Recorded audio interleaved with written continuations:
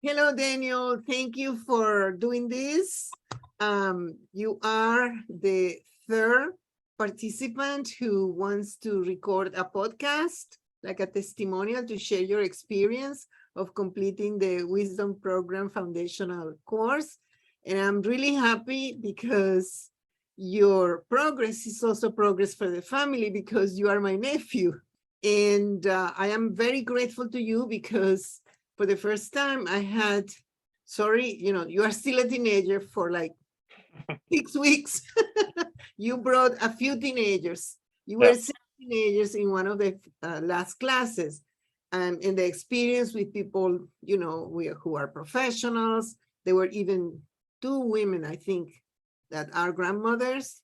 So it was a very interesting mix. So I just want you to share the experience so other people can really learn about the Wisdom Project through your own experience. Okay.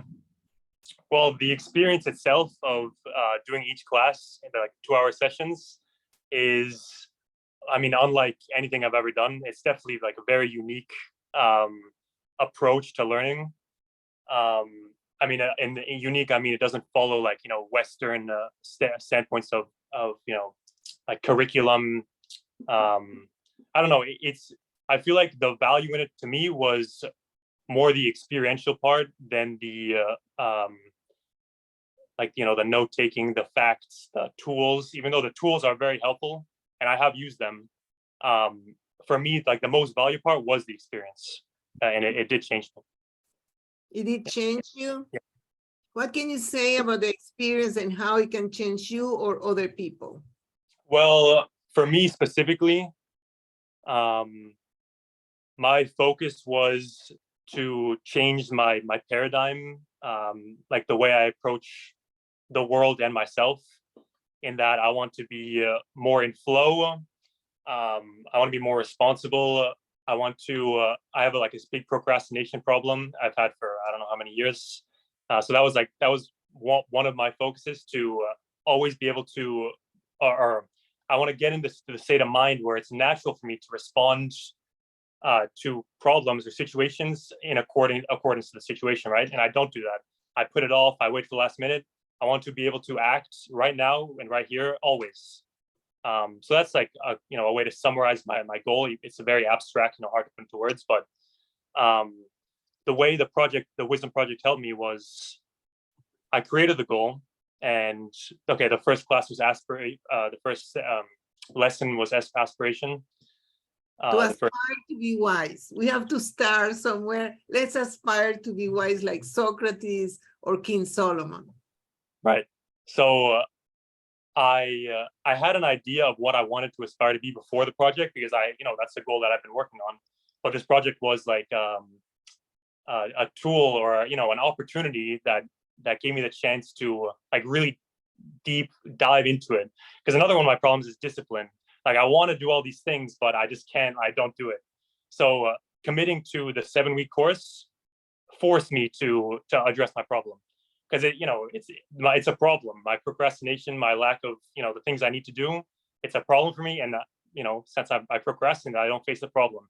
So the first way it helped me was creating a schedule in which I was forced to address it and think of it. It became more salient to me, all of my issues. So yeah, for the first class, I made it more. I realized more concretely exactly what my problems were. I wouldn't have been able to put it into words 7 weeks ago, before the class. I knew kind of what I wanted, but the class allowed me to, create an actual imaginal, person, the person I want to be, very detailed. Because we start to aspire into wisdom, and we start by creating an imaginal, something that is not imaginary. It's more than that, because he has power over us. The imaginal Daniel, the person that you want to be.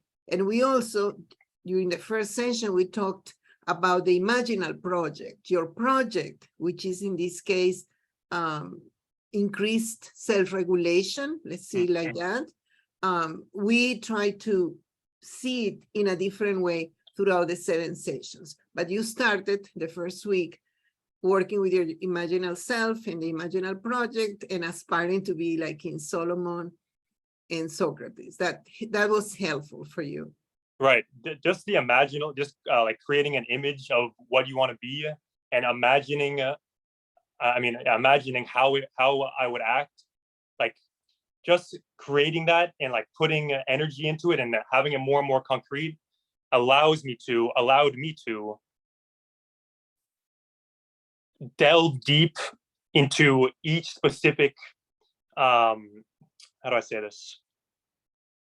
It allowed me to, okay, my imaginal person, I knew how it would act in scenarios, right? It's not how I act currently, but it's how I would like to act.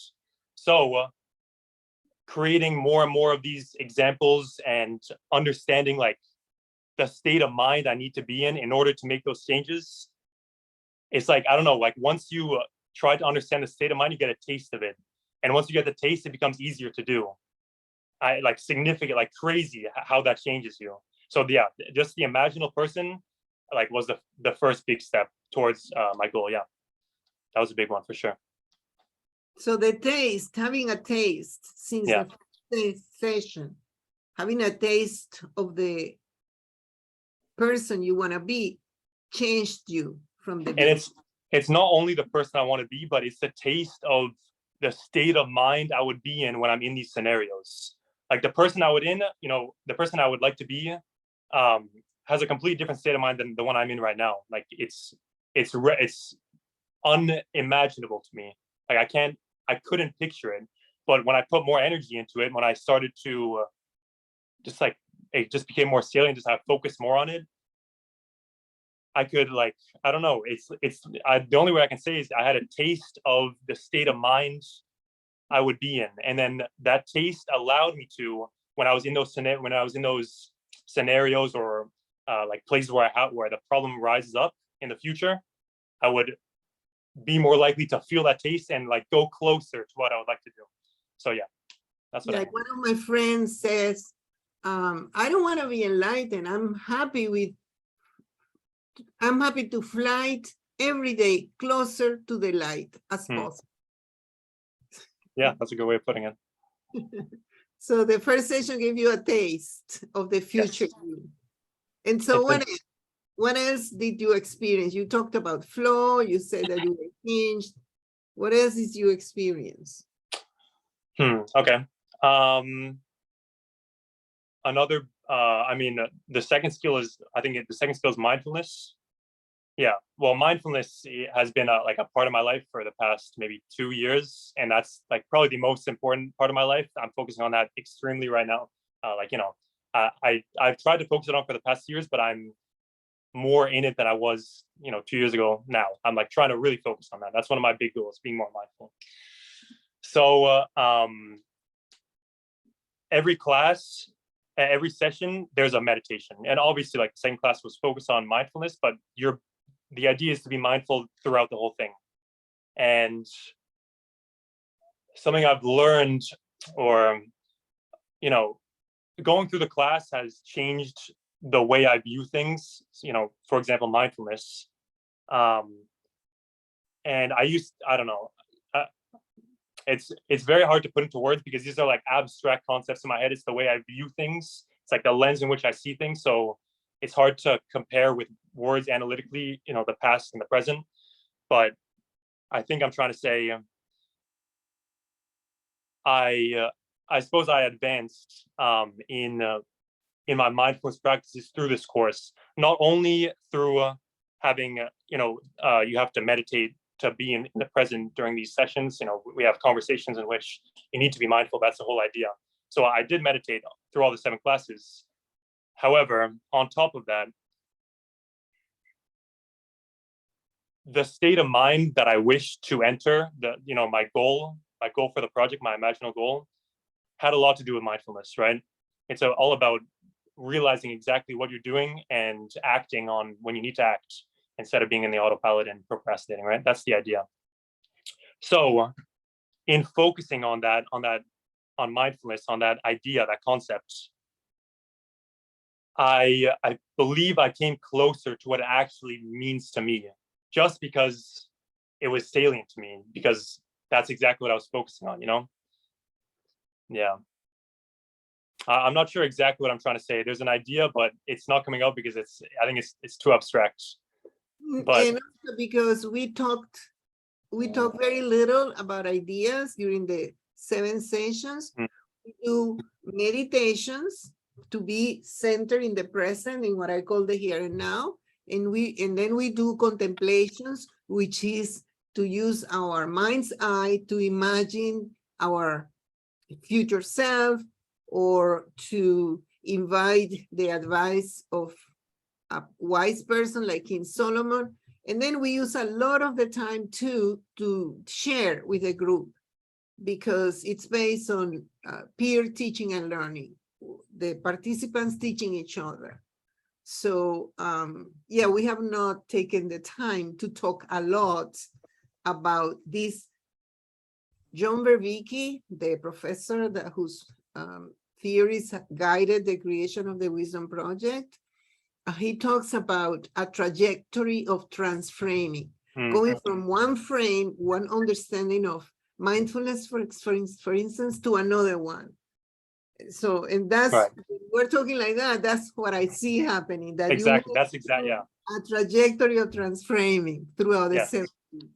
Okay, I think, yes, that's exactly what I'm talking about. And I think what I'm trying to say is the concept I had of mindfulness before the class, it was a very important concept to me, changed, I guess, throughout this. I mean, yeah, I had each window, you know, each different concept, each different paradigm of mindfulness, through, you know, the concept of mindfulness for me changed many times throughout the class. And now it's a completely, I mean, it's not completely different, but I believe it's, I suppose, more to the truth. Like, I don't know. I think I'm trying to say I have a deeper understanding of mindfulness because of the class. But I don't know. I don't want to say deeper because I don't want to, you know. Yeah, but one of the founders of the Cambridge Insight Institute, Insight is another name for mindfulness.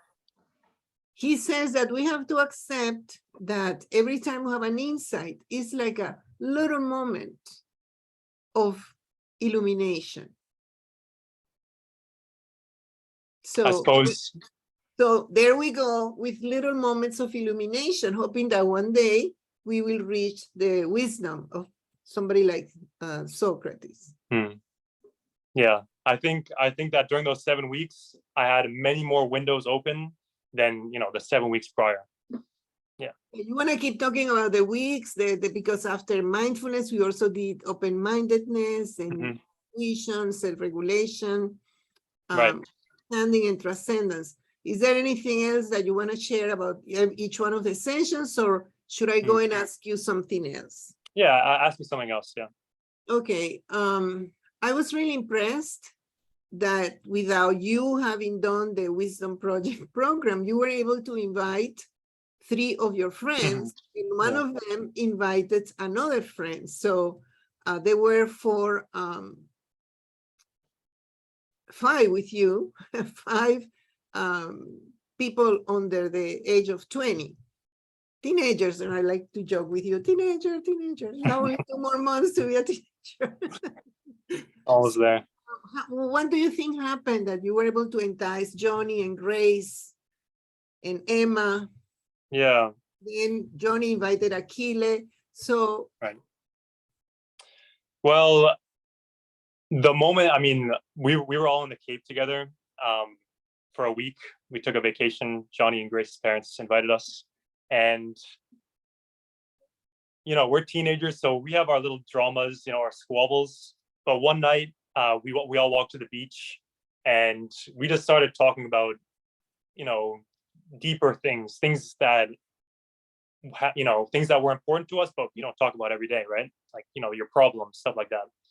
So we just spent an hour talking about our problems, and we had a great conversation. Me and Johnny is doing philosophy right now in college. Me and him always love philosophy, so we were used to having these conversations. And then Grace and Emma, you know, share their own perspectives. We basically just had a great conversation about philosophy, you know, metaphysics, concepts, like that kind of stuff. And we were talking specifically about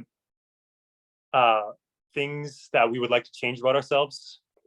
And like it was like everything kind of aligned right there, in that the wisdom project was like being built only weeks prior to that night. um and it was like kind of finally coming to fruition. And I mean, I was with you when you were building the wisdom project, so I kind of had an idea, even though I hadn't taken the class then. I had an idea of the concepts and the way it's useful to a person. So yeah, it was like the perfect moment to introduce it to them, like after that whole conversation. And like, you don't fix those problems right there, so it kind of leaves like, oh, what next? I was like, it's perfect to introduce it. So I told them about what it was. They already knew you and they respected you, of course, because I respect you and I talk highly about you.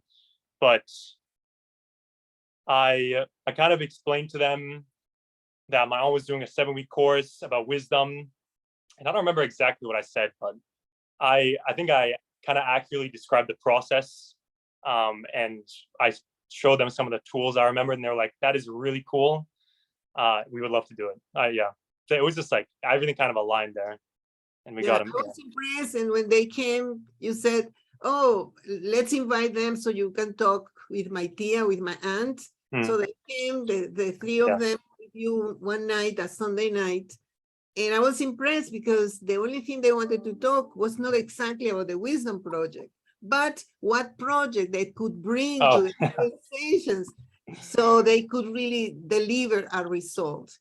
So, yeah, and they were how, confident about it. yeah, so now that they have finished and you are finished, you graduated last Sunday. Mhm. How do you see it, what you learned operating in your life, and perhaps in the lives of your friends? Well, as for my friends, I haven't actually been able to talk to them. I'm talking to Johnny today, so I can't share on their end, but for me, I can definitely share. Um, so I'm independent for the first time in my life, in I believe April. So it's been 6 months now. Um, I always live with my parents. I'm only 19, so I live with a roommate right now, and You live with a living. roommate and you have a full-time job and Yes, you're so yeah, totally independent. right. So I work, and then I have to go home and do all the things that I had no idea what to do 6 months ago. Like I knew how to do chores. I helped around the house, wash, clean, and all that kind of stuff. But it's different when someone's not telling you to do it. Like to actually do it consistently is very hard, especially for me. I have my procrastination problem that's very stuck in my paradigm, that I needed to learn how to fix. Um, so I just wasn't, I wasn't in flow in my house. I rarely was in flow, and that was something I did experience when prior, when I didn't have these conditions. I was more relaxed. I was able to go into flow and live my life in my house in flow. But now, or before, I'm changing now. um okay, let me give examples. Dishes, my room is a mess. I leave some dishes dirty for overnight. I don't clean them immediately. um just, I don't know, when in having a house is very difficult. There's so many things to do. So you have to be able to react when you have to. Like you have to be able to react in the instant in order to fix your problem. And that's something I didn't know how to do, because I would put it off until someone told me to do it. That was my big struggle. I didn't do the things I had to do when I had to do them. And that's procrastination, right? It's a big problem my whole life. Um, so I'm sorry. What was the question? I went off on a tangent. If you see any benefit after Yes, you right. finish the class in the way you lead your life. Right. So okay, that was my big problem. I'm disorganized. I don't react when I need to. I don't buy my Tide detergent when I need to. Random stuff like that. So a big part was mindfulness. That I'm in the process of changing that right now. My house isn't perfect yet, but I am taking steps to that. And the thing that has allowed me to take to, I suppose, complete my goal, to be able to react when I want to react, when I need to react to the problem. Um, Mindfulness is a big one for sure. Just I don't know. This is another very abstract, it's how I react to the world. So it's difficult to put into words for me. So I'm stuttering a bit, but I think what I'm trying to get at, when my house is messy, my mind is messy. And it's difficult to, fix the things around you when your mind is messy. So that's how I was living for months. So mindfulness, I'll talk about that. Mindfulness is, I think mindfulness is the solution to that, because when your mind is messy, it's like there's all these things flying around, and you're always hopping on the train of thought and going and leaving, and then another one comes and you're always going somewhere. So I think what mindfulness allows you to do is, go on the train of thought a little bit less at a time, a little bit less. Don't take this train. Okay, I didn't take that train, and then you realize, oh, my room is messy. I should clean it. And it's not like I didn't know my room was messy or I needed to do stuff. It popped in my mind, and I kind of just let it go away. And in the big tangle of thoughts. So what mindfulness has allowed me to do is, I suppose it's given me more motivation to actually do the things I need to do, because I know I need to do them, but I just don't act. But I think what mindfulness did was limit the amount of, whirlwinds in my brain that are always taking me in different directions. And in that space, just the things that I have to do, I naturally do them because it's what I have to do, right? I think that's how it is. When you have to do something, you will naturally do it unless something is inhibiting you from doing it. And the thing that was inhibiting me is my chaotic mind, which translated itself into my chaotic house. So yeah, I guess the mindfulness aspect was a huge help in achieving my goal. So you would say that if your mom comes to visit your house right now, she would find it more organized than 8 weeks ago? Oh, more organized, definitely, but it's still not at the place where I want it to be. All right, but you Yes. said organize outside, organize inside. Right. So you're moving slowly towards that. Exactly. Yeah. So, wow. So I would say that's really progress. For sure. That's exactly what I wanted. So yeah. And what would you say to another person who would like to do the Wisdom Project? If, in terms of benefits, like if you have a short sentence to summarize it. Okay, let me think. I think the Wisdom Project gives you an opportunity to delve deep into a specific issue in your life. And not only does it give you tools to overcome this issue, whether it's a relationship issue, King Solomon's paradox, or an issue like mine, where it's a paradigm thing, and like the actual experience is the huge part that changes you. I think that, yeah, the Wisdom Project is an opportunity for you to go into something and come out with a solution. Yeah, I think that's what it is. Okay, come up with a solution, and then you already know the tools. You already know your imaginal self, your future self, so you can keep using the tools to solve other challenges that appear.